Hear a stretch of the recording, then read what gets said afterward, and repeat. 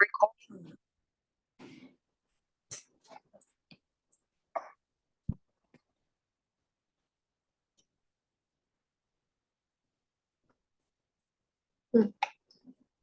क्या बता रही थी मैं। मान लेते हैं अपन कि स्टैम्प ड्यूटी वैल्यू यहाँ पर है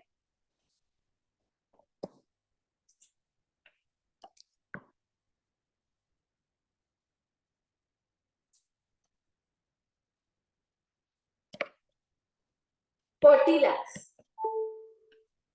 स्टैम्प ड्यूटी वैल्यू यहाँ पर कितनी है? 40 lakhs।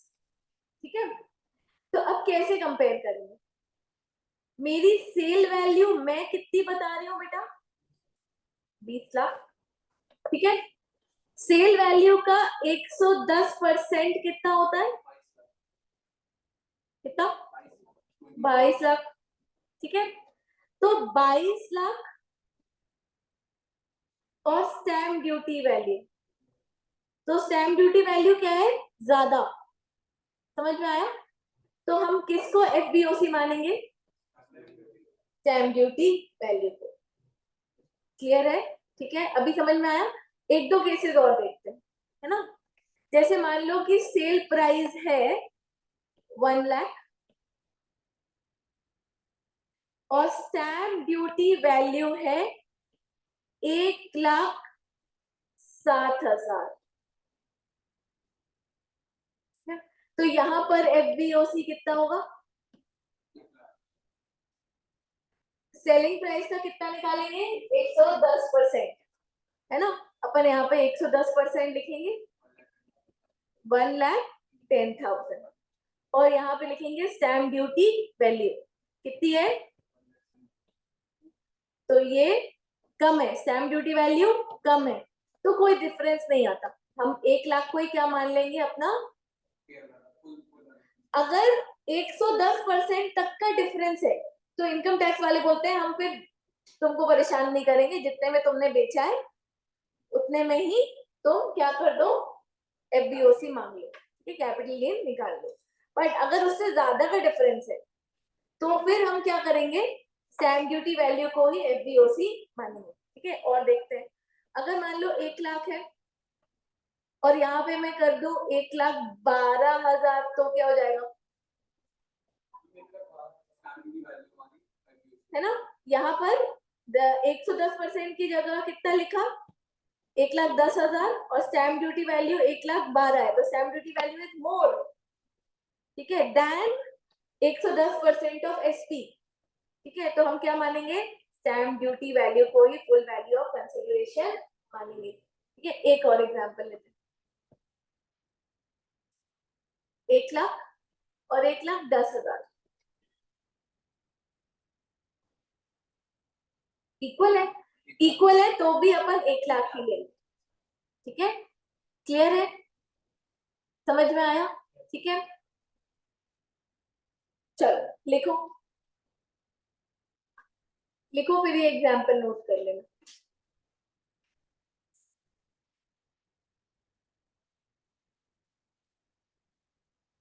In case of immovable property, in case of immovable property held as capital asset, held as capital asset, लिखो, if stamp duty value, stamp duty value is more than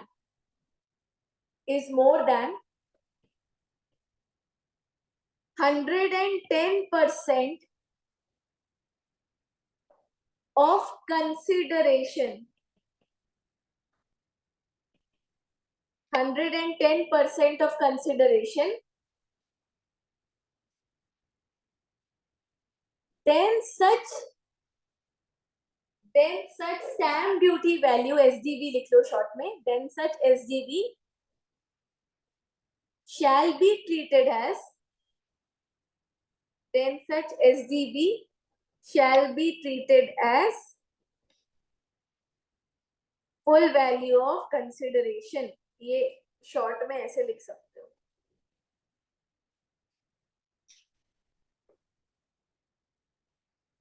SDB is more than 110% of consideration. Consideration मतलब SP, selling price. Then stamp duty value को ही हम क्या मान लेंगे? FVOC.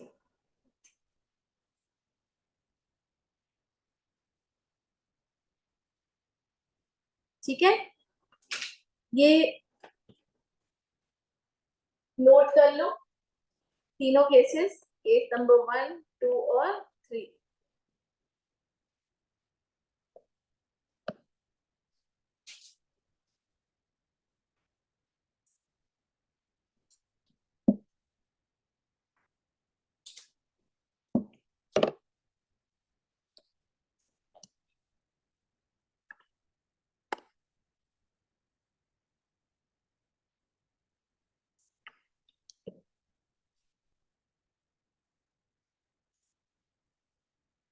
इसके बाद एक क्वेश्चन नोट करना,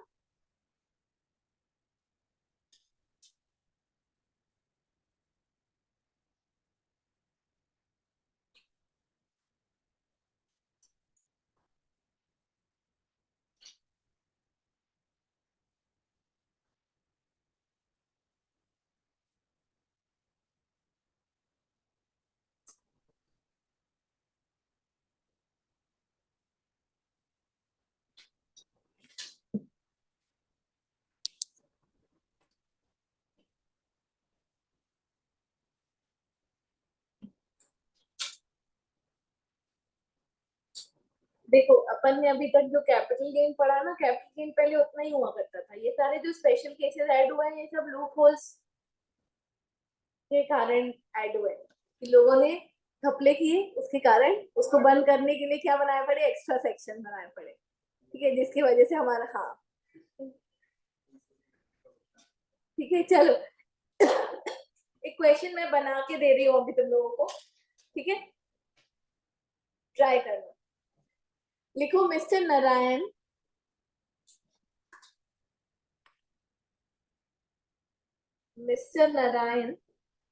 acquired a house property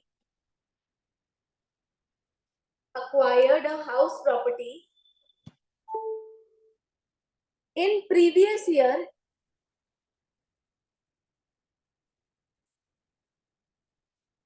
88-89, in previous year 88-89 for 2 lakh rupees.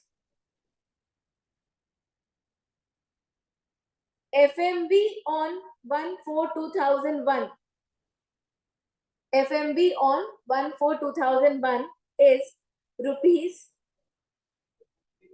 1/4/2001 is rupees 9 lakhs. Is rupees 9 lakhs. He sold the property. He sold the property to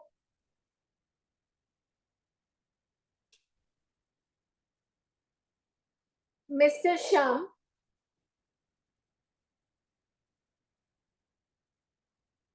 on 11th March 2024. On 11th March 2024 for rupees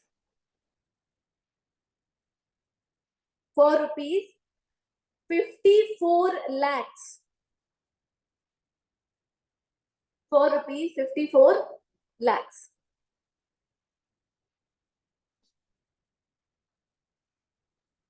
Mr. Sham paid stamp duty at the time of registration. Mr. Sham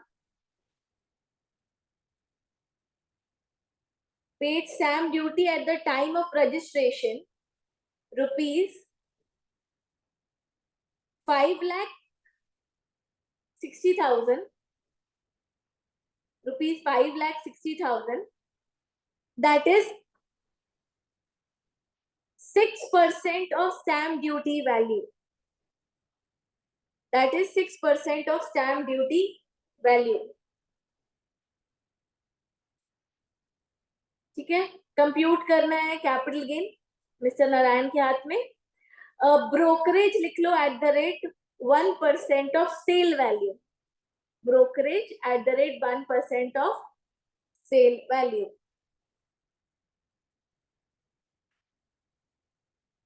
चलो try करो।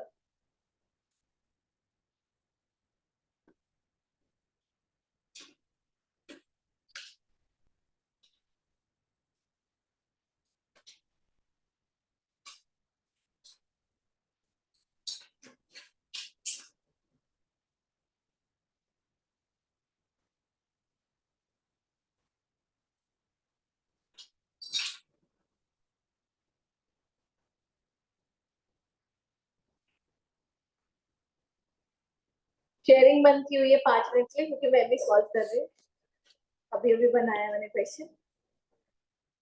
ठीक है,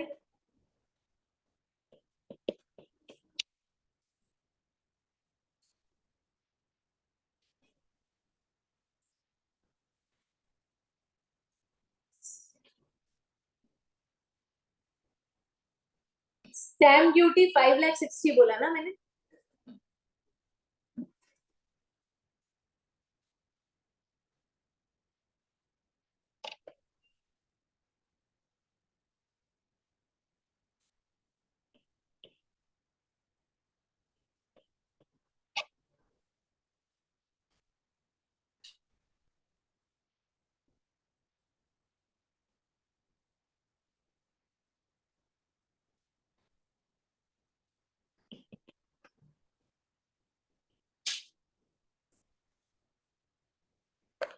sale consideration कितना बताया मैंने तुम लोगों को?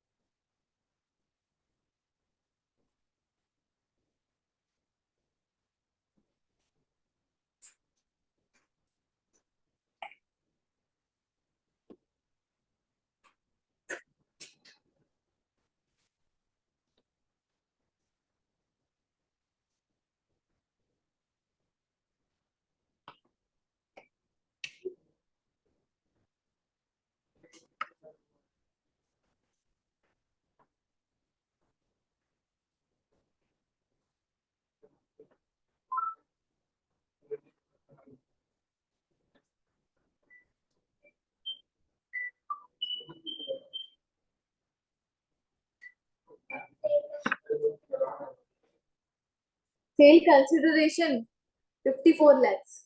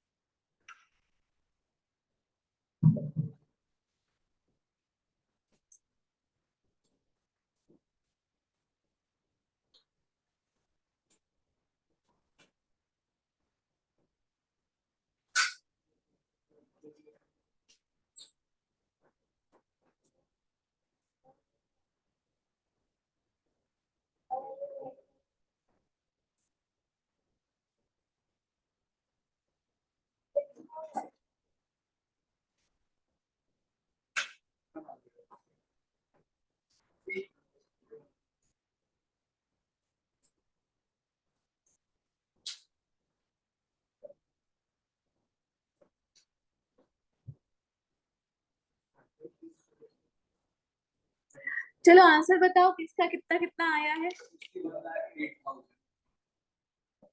61,08,000। नहीं गलत लिख दिया ना मैंने।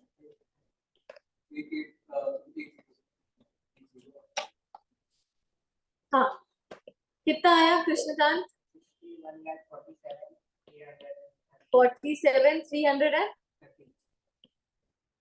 ओके। बाकी 61 47 वाला सेम।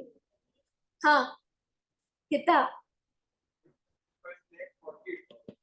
55 लाख।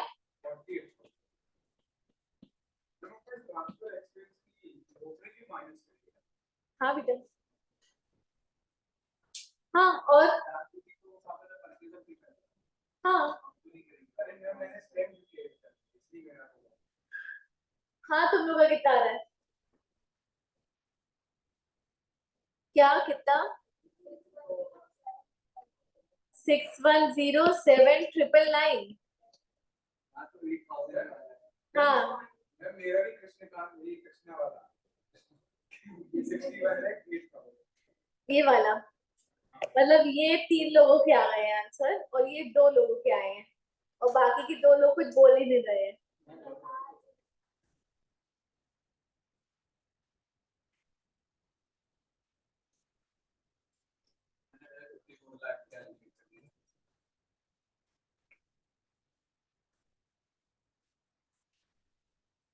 अरे जल्दी बताओ इतना टाइम नहीं है। तो स्टैम्प ड्यूटी वो भी खाता है। स्टैम्प ड्यूटी किसने पे करी। किसने। शाम ने।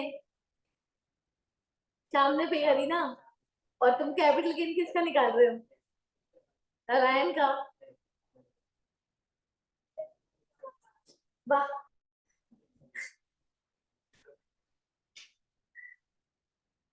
भव्या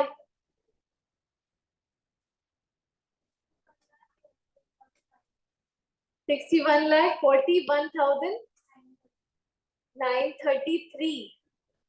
ठीक है तो ये तो काट देते हैं क्योंकि ये सेम ही है ना। 4 आंसर आ गए मेरे पास। ठीक है इसका सही होगा।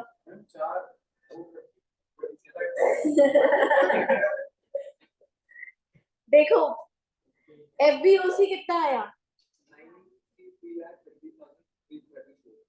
हाँ तो ये तो सही है बेटा। स्टैम्प ड्यूटी कितनी पे करी।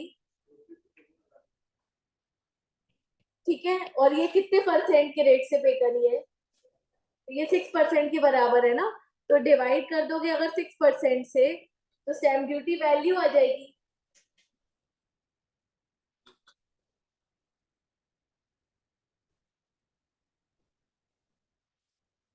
आ गई स्टैम्प ड्यूटी वैल्यू ना। अब स्टैम्प ड्यूटी वैल्यू ज्यादा है 110% ऑफ एसपी से। तो स्टैम्प ड्यूटी वैल्यू को ही क्या मान लेंगे हम एफ बी ओ सी। ठीक है फिर माइनस करेंगे brokerage expense transfer expense that is 1% of sale price. Sale price broker को तो कितनी बता रहे हैं और सबको ही कितनी बता रहे हैं 54 लाख। 54,000 रुपीज माइनस कर दिए। फिर 9 लाख इंटू 348 डिवाइडेड बाय 100 करके हमने इंडेक्स किया। 9 लाख हमारा एफ एम बी था ऑन 1/4/2001। ठीक है ना। तो हमारा क्या आ गया कैपिटल गेन आ गया। हाँ बेटा ब्रोकरेज नहीं वो 1% है ऑफ सेल प्राइस।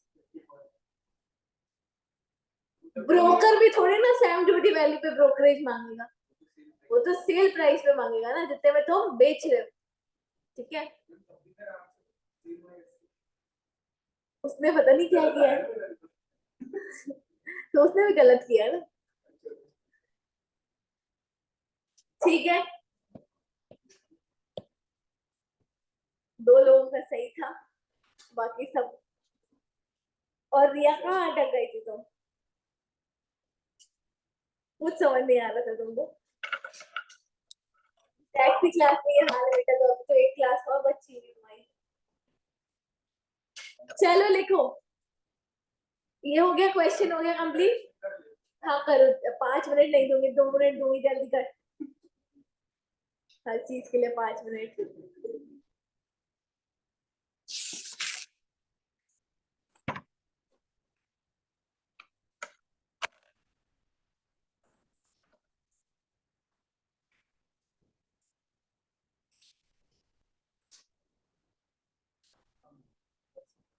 हाँ चलो चलो अब समझो, इसी के अंदर थोड़ा सा और जा रहे हैं अपन, है ना। अभी इसके ये जो मेन प्रोविजन था वो यहाँ पर समाप्त नहीं होता है, ठीक है।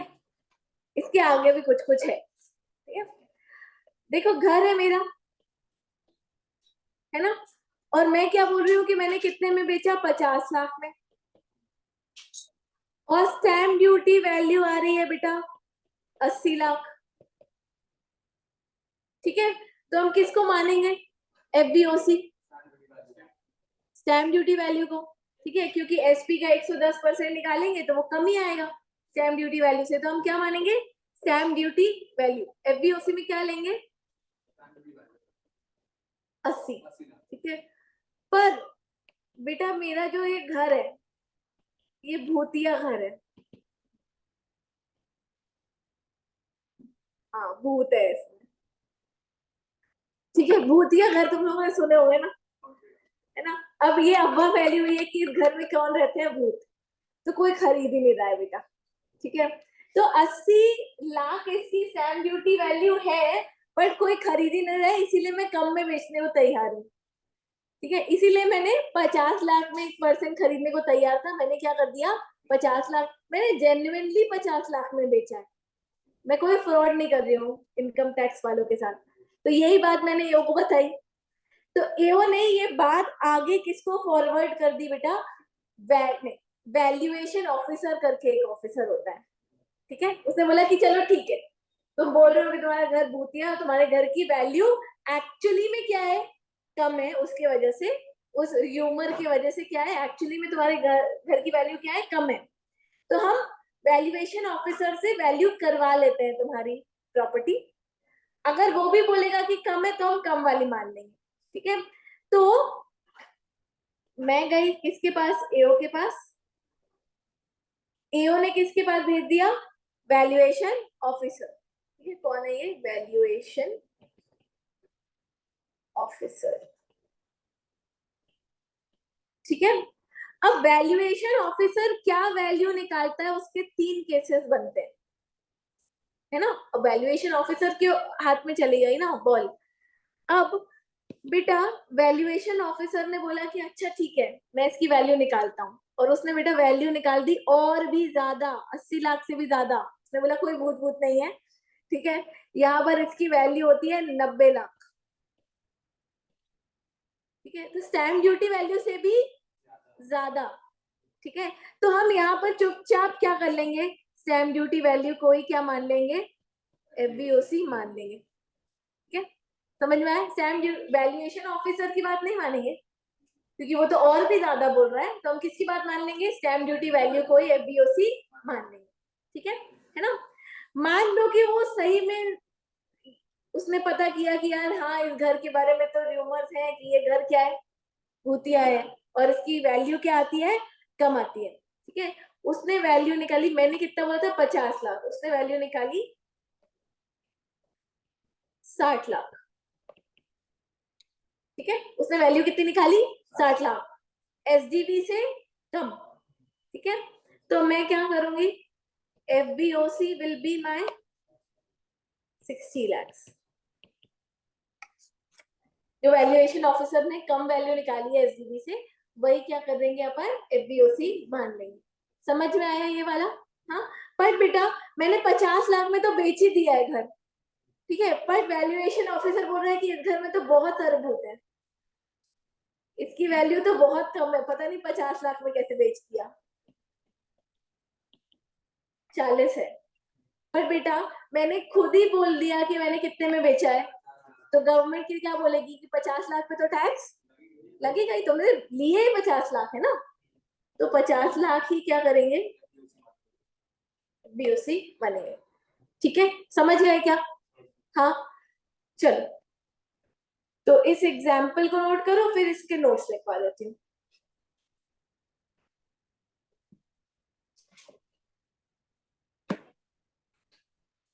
वही कंटिन्यू हो रहा है, नेक्स्ट एग्जाम्पल डालो और इसको नोट करो, फिर इसके नोट्स लिख लेना, या पहले नोट्स लिखवा दो बोलो तो, चलो पहले नोट्स लिखो।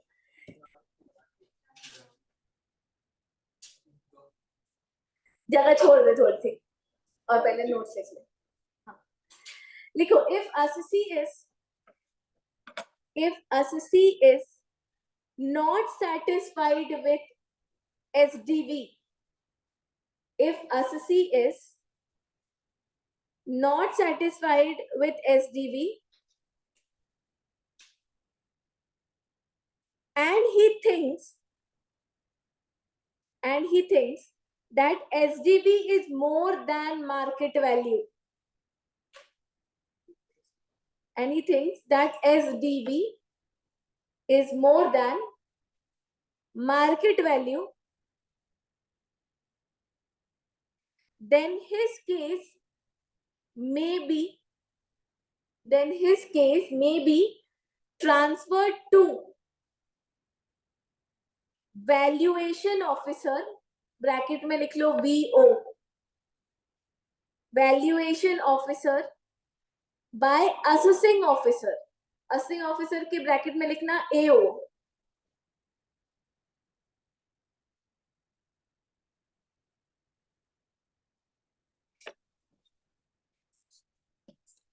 ठीक है। इसमें नीचे पॉइंट नंबर 1 डालो और लिखो, if value determined by VO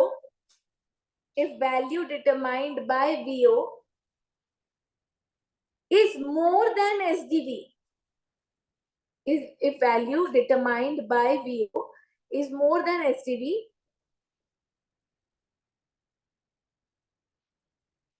then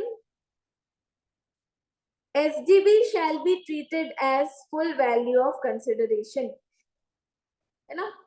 मैं शॉर्ट में इसका क्रक्स भी लिखवा देती हूँ, value of BO is more than SDV, तो इस केस में हम क्या करेंगे, FBOC will be our stamp duty value. ये पहला पॉइंट था।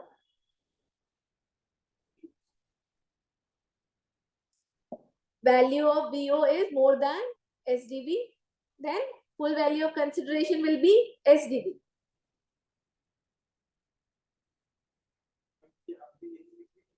यहीं पे लिख लो, पूरा पैराग्राफ पढ़ना नहीं पड़ेगा ना, इसको देख लोगे तो याद आ जाएगा।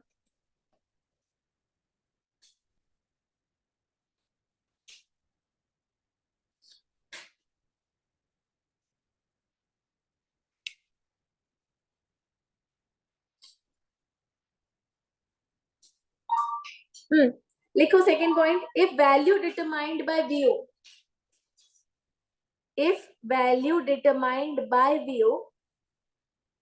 is less than SDV,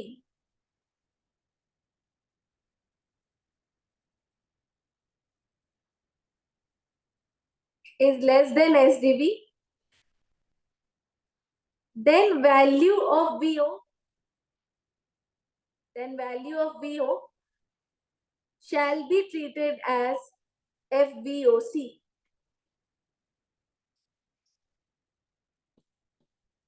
Value of BO is less than SDV, then क्या करेंगे, मैं इन दोनों को कंबाइन करके एक फॉर्मूला बता दूं, ठीक है। ये दो एग्जांपल्स को कंबाइन करके FBOC will be value of VO और सेल प्राइस, दोनों में से जो हायर होगा, क्योंकि यहाँ पर हमारा सेल प्राइस हायर था तो हमने FBOC में क्या ले लिया, सेल प्राइस। ये सेल प्राइस लिखा है मैंने। Sale price.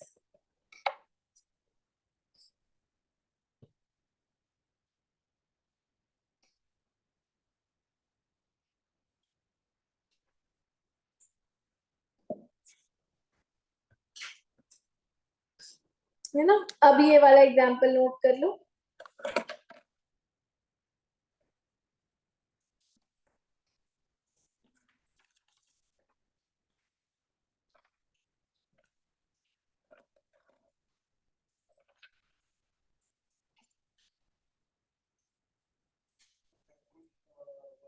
नहीं, इसी में कंबाइन कर दो ना उसमें।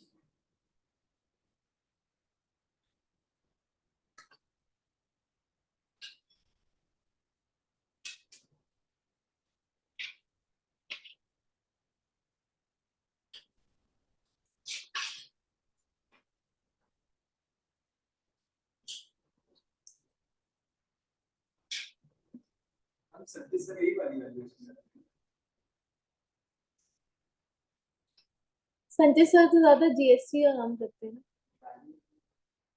वैल्यूएशन करते होंगे, मुझे आइडिया नहीं है, पूछूंगी मैं उनसे।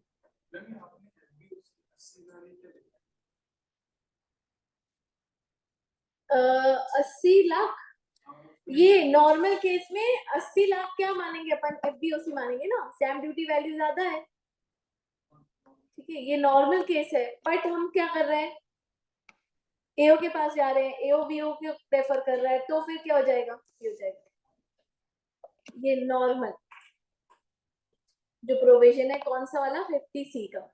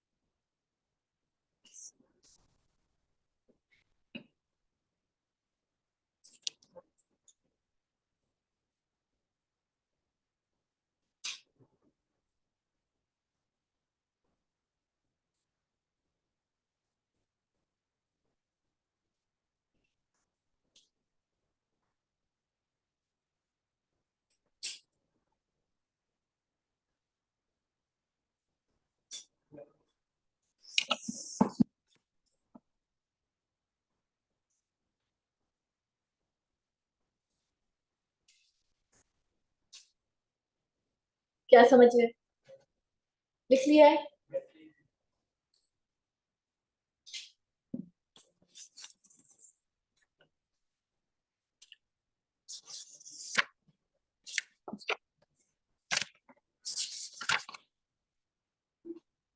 देखिए, चलो इसी में स्टैम्प ड्यूटी वैल्यू वाले पॉइंट में ही एक आखिरी पॉइंट बचा हुआ है, उसको डिस्कस कर लेते हैं। ठीक है बेटा,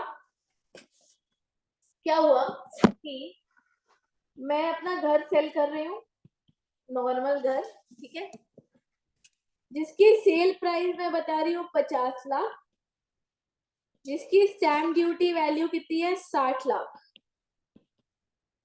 ठीक है, on the date of agreement. क्या हो रहा है कि मैंने अग्रीमेंट पहले कर लिया सेल करने का, मैंने मान लो कि अग्रीमेंट किया ऑन 10th अक्टूबर 2023, बट ये घर मिस्टर राम ने मेरे से खरीदा, इसकी जो रजिस्ट्री हुई प्लस मैंने जो पोजेशन ट्रांसफर किया, ठीक है, जो रजिस्ट्री हुई, रजिस्ट्री में, ठीक है, रजिस्ट्री जिस दिन हुई वो डेट थी मान लो 14 फरवरी 2024, ठीक है ना। अब क्या हुआ कि डेट ऑफ अग्रीमेंट पे एसडीवी कितना था, पर डेट ऑफ रजिस्ट्री पर एसडीवी की वैल्यू बढ़ गई। रियल एस्टेट की वैल्यू तो बढ़ती रहती है, तो एसडीवी भी रिवाइज होता रहता है हर महीने, ठीक है। ये हो गई बेटा 72 लाख, ठीक है। अब सवाल ये आता है कि मेरे को कौन सा वाला एसडीवी कंसिडर करना है, बताओ।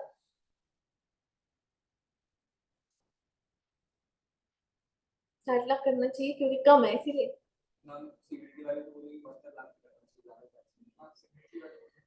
नॉर्मली तो डेट ऑफ रजिस्ट्रेशन वाला एसडीवी ही कंसिडर करते हैं, समझ में आया। नॉर्मली अपन क्या करते हैं, डेट ऑफ रजिस्ट्रेशन वाला एसडीवी ही कंसिडर करते हैं, बट बेटा यहाँ तो मैं रोने लग जाऊंगी ना, मैं बोलूंगी कि नहीं मेरा एग्रीमेंट तो पहले हो गया था, तब तो 60 लाख था, तो आप 60 लाख पे क्या लो, कैपिटल गेन लो, ठीक है।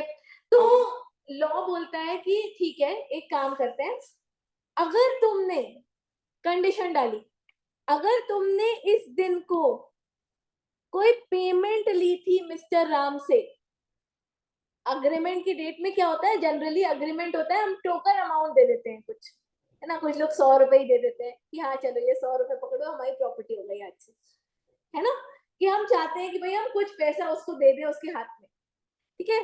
तो अगर अग्रीमेंट की डेट में मिस्टर राम ने कुछ पेमेंट कर दी थी, कुछ भी, 100 रुपए, 200 रुपए, 500 रुपए, 5,000 रुपए, कुछ भी ले लो, 5,000 रुपए फॉर एग्जाम्पल, पर ये पेमेंट करी थी थ्रू अकाउंट पे चेक, अकाउंट पे बैंक ड्राफ्ट या इलेक्ट्रॉनिक क्लियरिंग सिस्टम से। इलेक्ट्रॉनिक क्लियरिंग सिस्टम मतलब debit card, credit card, NEFT, RTGS या यूपीआई या क्यूआर कोड, ठीक है, समझ में आया।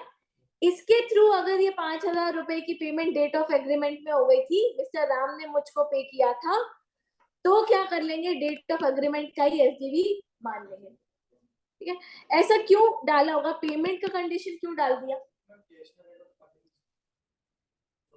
अग्रीमेंट पिछली डेट का बन सकता है, क्या अग्रीमेंट पुरानी डेट का बनाया जा सकता है, हाँ कागज ही तो बनवाना है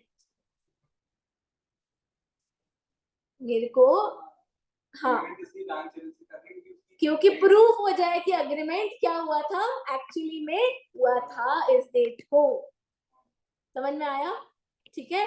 तो फिर अगर तब एग्रीमेंट के टाइम ये पेमेंट हुई है थ्रू बैंकिंग चैनल, मतलब जिसमें क्या क्या कवर किया उन्होंने, अकाउंट पे ही चेक, अकाउंट पे ही बैंक ड्राफ्ट या फिर इलेक्ट्रॉनिक क्लियरिंग सिस्टम, तो फिर हम अग्रीमेंट की डेट का ही एसडीवी मान लेंगे, नहीं तो फिर तो रजिस्ट्री की डेट का ही लगेगा, समझ में आया क्या, ठीक है। तो इसको नोट कर लो, लिखो, हाँ लिखो, इसमें हेडिंग डाल लो छोटी सी, सब हेडिंग, मतलब मेन अपन एसडीवी वाले के अंदर ही है, लिखो SDV on date of registration, SDV on date of registration और agreement, SDV on date of registration और अग्रीमेंट, लिखो normally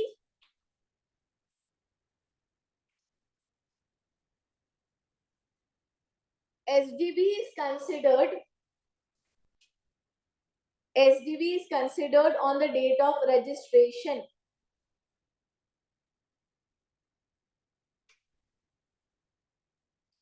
Normally, SDB is considered on the date of registration. But if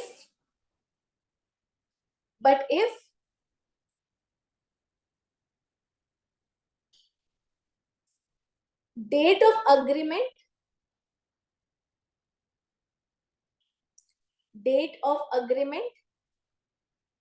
and registration are not same, but if date of agreement and registration are not same, then assessee may take, may को underline कर लेना, assessee may take SDB on date of agreement. Assessee may take SDB on date of agreement if he has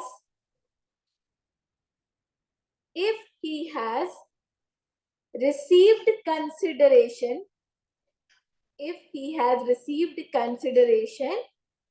or part thereof up to the date of agreement. जरूरी नहीं है same day को ही receive हो, पर उस दिन तक अगर उसने पैसे रिसीव करे हैं, up to the date of agreement by account pay check,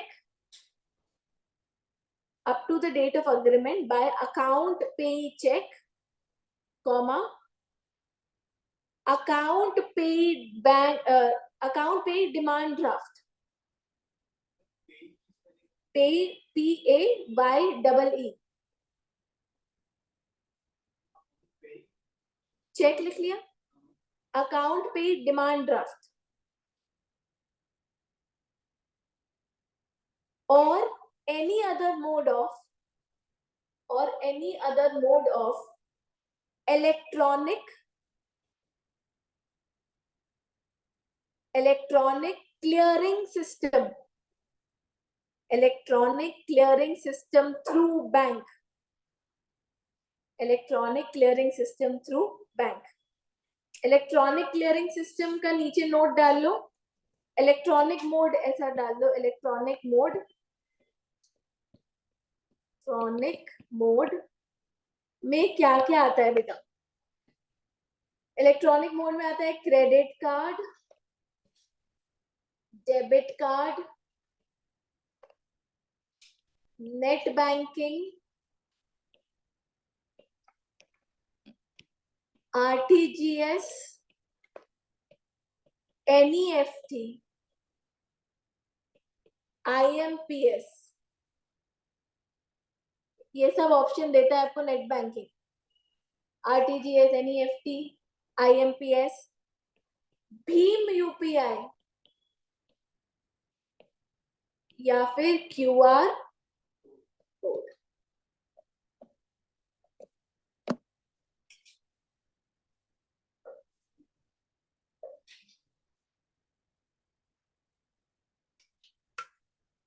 समझ गए हो क्या?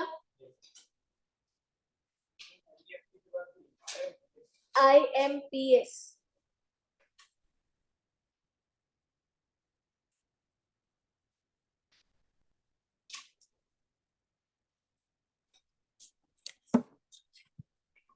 चलो ये केस नंबर स्पेशल केस था अपना, कल एक और स्पेशल केस डिस्कस करेंगे।